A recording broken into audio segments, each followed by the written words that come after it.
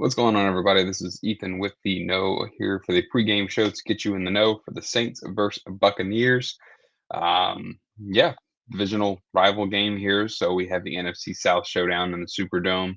The Buccaneers are traveling or travel to New Orleans rather, and we're all set for kickoff in less than an hour here. So we'll kind of hop into this injury report.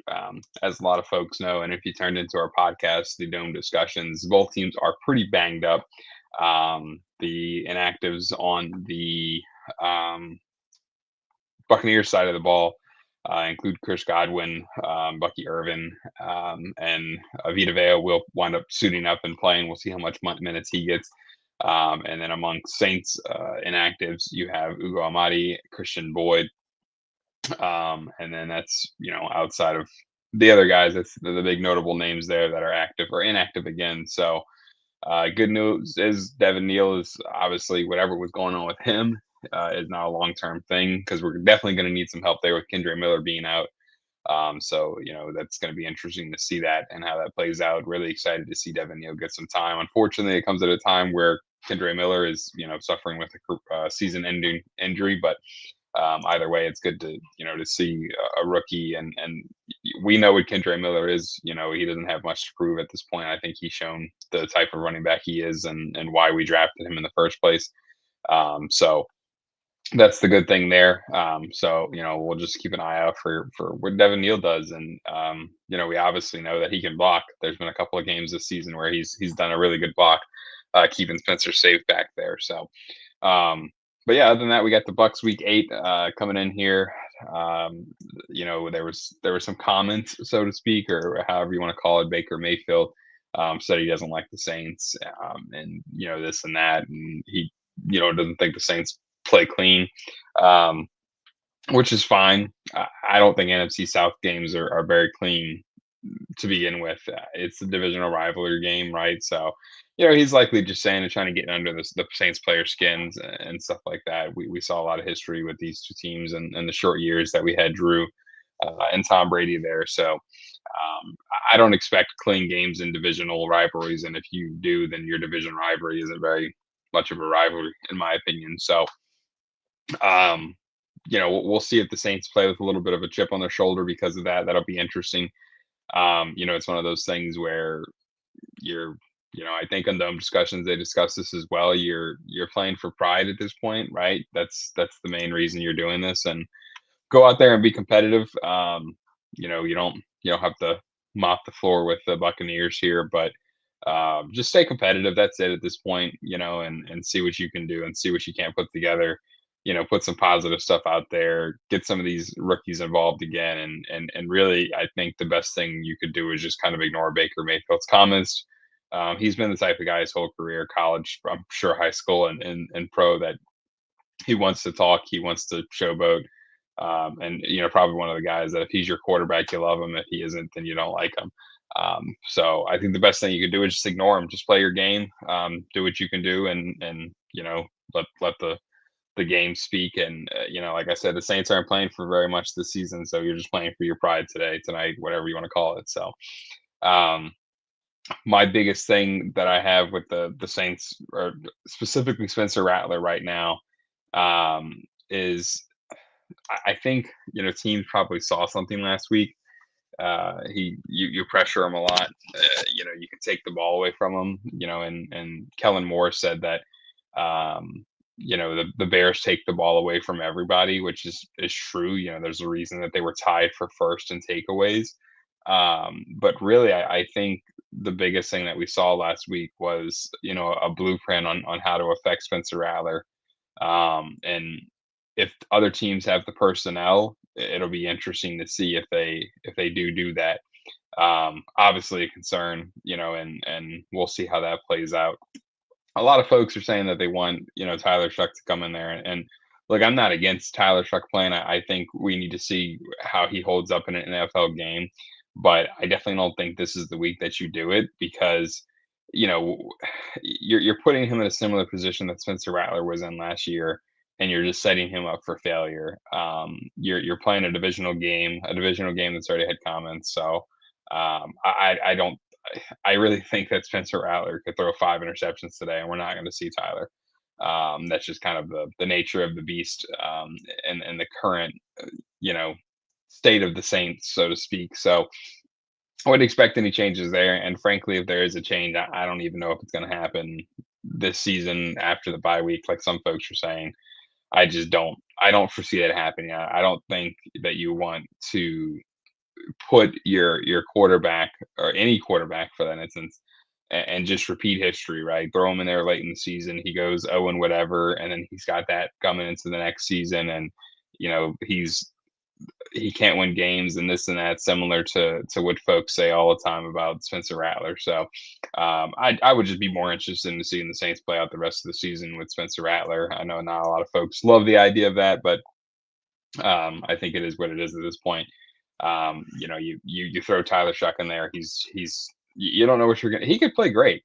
I'm not saying he's a bad player at all. I don't think that's the case, but I just think you need to set him up for success if you do think he's the quarterback of the future. So, but yeah, I digress. Just jumping back into the Baker's comments, things like I said, I think he wants to get a rise out of you. That's why he said it. That's why he does what he does. That's why he plays how he plays.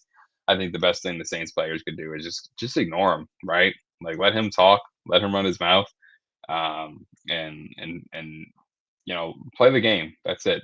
I think you get involved with him, you're giving him exactly what he wants, and just don't do it.